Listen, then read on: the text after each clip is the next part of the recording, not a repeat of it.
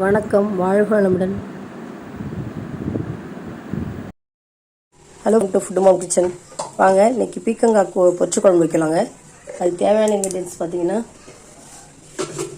முதல்ல எண்ணெய் ஊற்றி 1 ஸ்பூன் எண்ணெய் ஊற்றி கடுகு பொரிய விட்டுருக்கேன். பொரிஞ்ச உடனே நம்ம வெங்காயம் தக்காளி போட்டுக்கலாம்.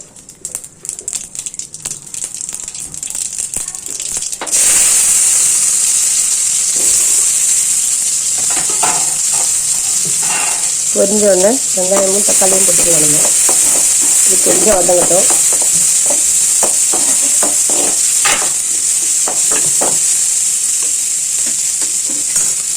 இந்த ஸ்டேஜில் பீக்கங்காயும் எடுத்து போட்டுக்கலாம்.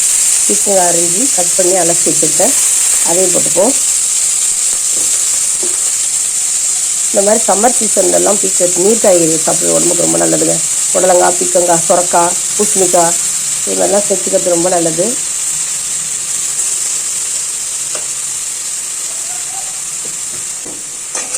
இதையும் கொஞ்சம் நல்லா வதக்கி விட்டுக்கலாம். ஒரு வதங்கட்டும். நல்லா வதங்கிடுச்சு. இந்த ஸ்டேஜில் மிளகாத்தூள் போட்டுக்கலாம். இந்த ஸ்டேஜில் நம்ம 2 ஸ்பூன் அளவுக்கு நல்லா காரம் மிளகாத்தூள், அதனால் ஒரு 2.5 அப்படி போட்டுக்கலாம். மிளகாத்தூள் போட்டுட்டோம். நல்லா பரட்டி விட்டு கொஞ்சம் ஒரு நிமிஷம் பரட்டி விட்டுட்டு தண்ணி ஊற்றிக்கலாம். வேகணும் காய் நல்லா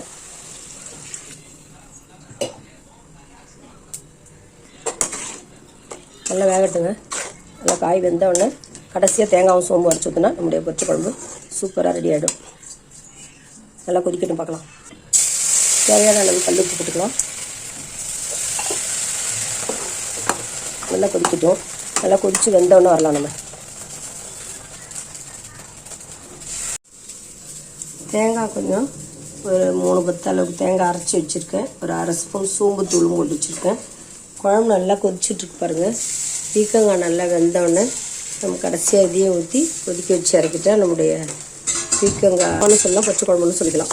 ரொம்ப நல்லா டேஸ்டியாக இருக்கும்.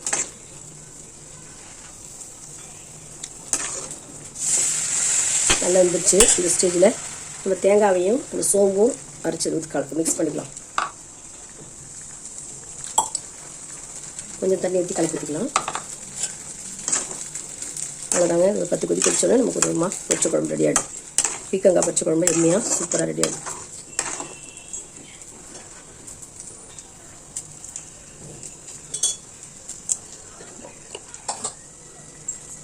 இல்லை கருவேப்பிலை போட்டுக்கலாம். பீக்கங்காய் கட் பண்ணி தோல்லாம் எடுத்து வச்சுருக்கேன். தோலில் துவையல் பண்ண போகிறேன். இது பீக்கங்காயில் பொரிச்ச குழம்பு வச்சாச்சு. குருமா டைப்பில் ஒரு பொரிச்ச குழம்பு வச்சாச்சு. குழம்பு ரெடி ஆகிட்டே இருக்குது. நம்ம பீக்கங்காய் தோல்லாம் சீவி வாஷ் பண்ணி வச்சுருக்கேன். இதில் போட வேண்டியது பார்த்திங்கன்னா 1 ஸ்பூன் தோல் உளுத்தம் பருப்பு. தோல் உளுத்த பருப்பு உடம்புக்கு ரொம்ப நல்லதுங்க. அதனால் தோல் உளுத்த பருப்பு சேர்த்துக்கலாம். 1 ஸ்பூன் கடலைப்பருப்பு, ஒரு சின்ன துண்டு புளி. எப்பயுமே துவையலெல்லாம் கொஞ்சம் புளி சேர்த்துக்கிறது நல்லது. அதனால் ஒரு துண்டு புளி, ஒரு 5 காஞ்ச மிளகா, 5-6 காஞ்ச மிளகா, பார்த்திங்கன்னா ஒரு 6-7 காஞ்ச மிளகா இருக்கும், பார்த்து தகுந்த மாதிரி. இதில் பூண்டு பல், ஒரு 2 பூண்டு பல்லும் ஒரு சின்ன துண்டு இஞ்சி வச்சுருக்கோம். அதெல்லாம் கொஞ்சம் தேங்காய் வச்சுக்கலாம். வச்சு வதக்கிட்டு துவையல் அரைக்க வேண்டியதான். பீக்கங்காய் பொரிச்ச குழம்பு சூப்பராக எம்மையாக ரெடி ஆகிடுச்சுங்க. அடுத்து பீக்கங்காய் துவையலுக்கு போயிடலாம்.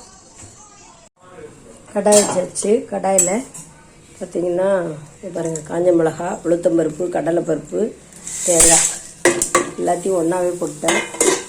அதனால் எல்லாம் ஒன்றாவே போட்டாச்சு. ஒன்றா வறுத்துடலாம். வறுபடட்டும். கொஞ்சம் கருவேப்பிலையும் போட்டிருக்கேன். கருவேப்பிலை, உளுத்தம்பருப்பு, கடலைப்பருப்பு, தேங்காய், காஞ்ச மிளகாய் எல்லாம் போட்டோம். நல்லா வறுபடட்டும். கொஞ்சம் வறுபடட்டும். ஒரு 1/2 இது வறுபடட்டும்.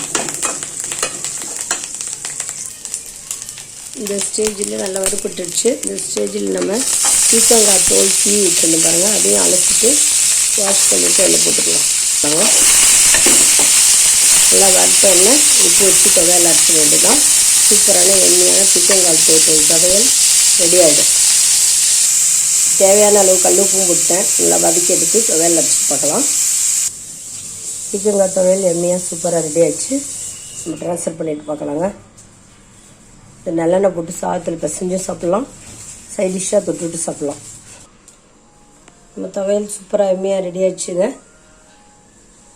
இந்த வீடியோ உங்களுக்கு பிடிச்சிருந்ததுன்னா லைக் பண்ணுங்கள், கமெண்ட் பண்ணுங்கள், ஷேர் பண்ணுங்கள், மறக்காமல் சப்ஸ்கிரைப் பண்ணுங்கள். தேங்க்ஸ் ஃபார் வாட்சிங். நம்ம நெக்ஸ்ட் வீடியோவில் பார்க்கலாம்.